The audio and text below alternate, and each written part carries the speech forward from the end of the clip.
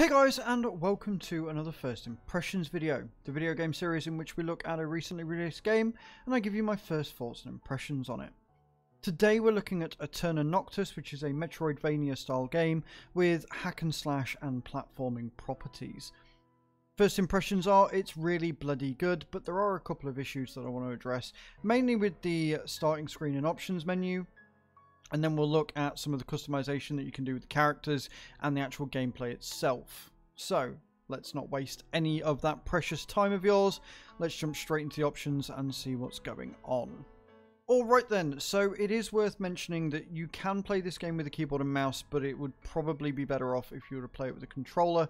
And that is made really prominent in the start menu, where you can't actually use your mouse. And that's a big red flag in my book. You should at least, if you're releasing it on PC platform, enable mouse support for the menu at the very least, at the very bare minimum. That being said though, if you've got a controller plugged in, it becomes fairly simple. Just like any other controller based game, you just use your analog sticks to move through the options.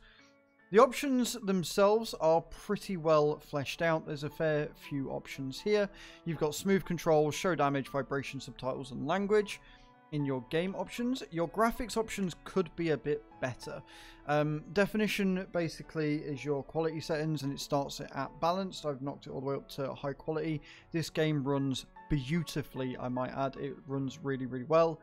Your brightness level, VSync, motion blur is on by default.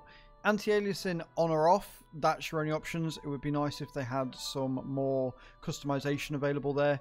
Your resolution and your FPS limit, it only goes down to 360, I do believe. Let me just double check. Yeah, so you can't have unlimited, but it does go all the way up to 360, which is plenty. And then full screen on or off. Again, it would be nice if they had borderless windowed in there as well. Overall, not bad. I mean, this is a 2D side-scrolling hack and slash platformer at its core, but more options is never bad. I love the way this game looks, though. This game looks absolutely superb. They use a number of animation styles to bring you into the game, which really works quite well. Out of that, we've got sound. Now, sound is a thing. It is very, very loud if you boot it up like this, so it probably will be wise to turn it down. But at the same time, the ambient noise in the background, the soundtrack, the voice acting, it's all really, really good. I must admit, I got shivers down my spine when I was listening to the opening dialogue. It was really, really good. Interestingly enough, when you get into the actual game, it is subtitled, like it is. You know, you've got to read and switch through each of the dialogue, but it speaks in a different language, and I thought that was interesting and a bit odd, considering that the opening dialogue is in English and then it changes to not be in English, which is a bit interesting. Certainly a design choice, but there you go. And then your controls. Now, controls do look rebindable, but it's weird because you can use your mouse in the game, but you can't use the mouse in the options. And again, this is one of the things that I mentioned earlier. Other than that though, completely rebindable. You get a lot of skills and things as you go across, so it's really cool to see that you can rebind it, and it looks like you can rebind it on controller as well. So there's the options. We're going to jump into the game, but first I want to, before we actually get into the gameplay, I want to look through your skills and the way that the skill tree works and all the other options that they've got there, because it's very, very well fleshed out, very robust, and I want to show you guys what that's all about. So let's do it. Alright then, so when you're in the game, you can enter this menu here. This is pretty much your entire hub of the game. This is where you can see anything and everything that you want to about your character, the map, where you want to go, etc. So, if you want to see the world map, you go to this screen here, and this will show you all of the areas you've unlocked. The story is really interesting, and the story will make sense as to why we're in this one area here, but I don't want to spoil anything just yet. So you've got that map there. Then you've got the main map of the area that you're in. You can center at any time back on the point where you're at. You can zoom out and see all of the area that you've got available to you, all of that you've already discovered and seen. And it's done in this very dark, dingy way so that you are constantly exploring and constantly discovering new things. There are collectibles at the bottom of the screen. I will be completely honest, I don't know what they are yet. I haven't got that far into the game.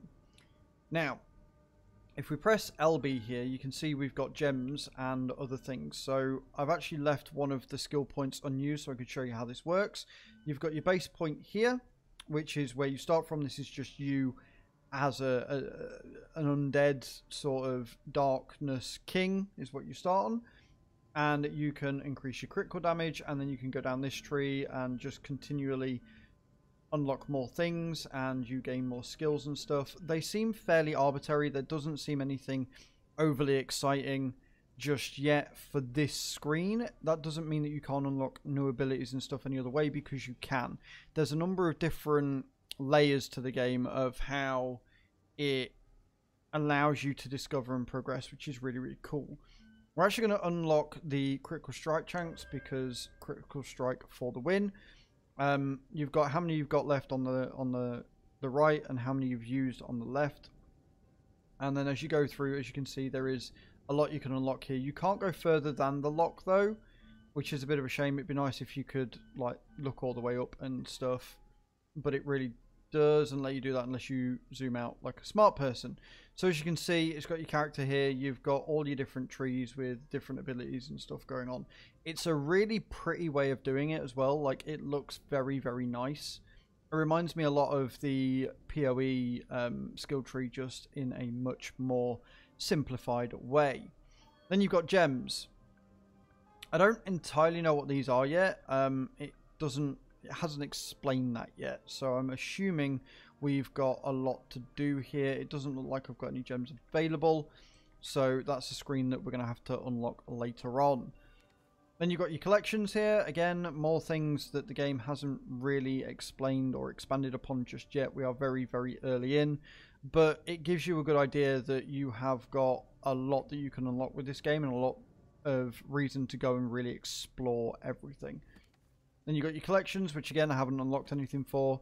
Your quests, so that shows you what you've got to do. And we are, you know, it gives you your codex and everything that you've got to do, which is kind of cool. And your main quest constantly updates. I am really, really impressed with this menu. It gives you a lot to work through, and it's a lot of information to take in, but the game does explain it as you go along.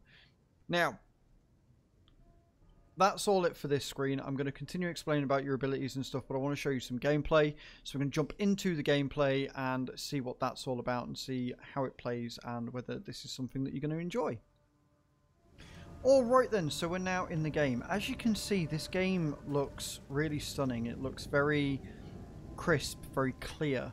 The animation style is really very good. It's got an interesting jump mechanic, so it's kind of gone back to the old days of the longer you press the button, the more of a jump you get to do. And you have to really go to the tutorial to kind of understand that, because otherwise you feel like you're not really jumping very far. I was doing this and wondering why I wasn't jumping very high at all. It's got some interesting platform mechanics as well. So you've got some platforms that you can jump up. You've got some platforms that you can jump down to get to secret areas. You have got a down attack as well. I will say that the combat so far seems very, very simplistic. It doesn't seem all that intuitive or all that special, but I don't know if there's going to be more that you get as you go through. Overall, though, it's pretty damn good. It works really well. It works as intended. It's fairly challenging because you've got a number of different sort of enemy types straight away. And the way that you unlock new abilities is you've got to find keys. As you find keys through different areas, you can go to do challenges, which tend to be platform type challenges. They will teach you how to sort of, you know, go through different areas, and they will give you new extensions of your abilities, essentially. So recently, the last one, or the first one they give you, is the dash button, so you can jump and dash out the way and not take any damage, which is kind of cool. The way they do health is you've got a set amount in the top left hand corner, and you can find health potions. When you've got a health potion, you can regain a health bar, and you only get 4 to start with, but you can unlock more as you go along. You find art fragments, and that gives you a new one. I do really like the way they've done that, because it gives you a set amount of challenge. You can only carry at the minute 1 health potion at a time, so I'm finding that it's probably more useful to use them as soon as you got them, so you've got a full 4 health sort of stocked up, and then you can go from there. Overall though, it's beautiful to look at. The story is really interesting and very good, and I'm very, very impressed with it so far. I think it's a very well thought out, very well done game that runs really smooth. The story is really good and very incredible. It's a bit cliched, I'm not going to lie, but it's been told very, very well so far. This came out yesterday on February the 14th, so it's available on Steam right now. I would very highly recommend, if you like your Metroidvania games, if you like something that's going to give you a bit of a challenge, that has got some okay combat. It's nothing like incredibly amazing or anything, but it does the job, with tons to unlock, massive areas to go through, a fair amount of enemies, and a decent challenge spike. I would very highly recommend this game, and I just died, so I think that's a good time to end it without spoiling any more of this. Thank you very much for watching, guys, and I hope to see you all next time. Ciao, ciao.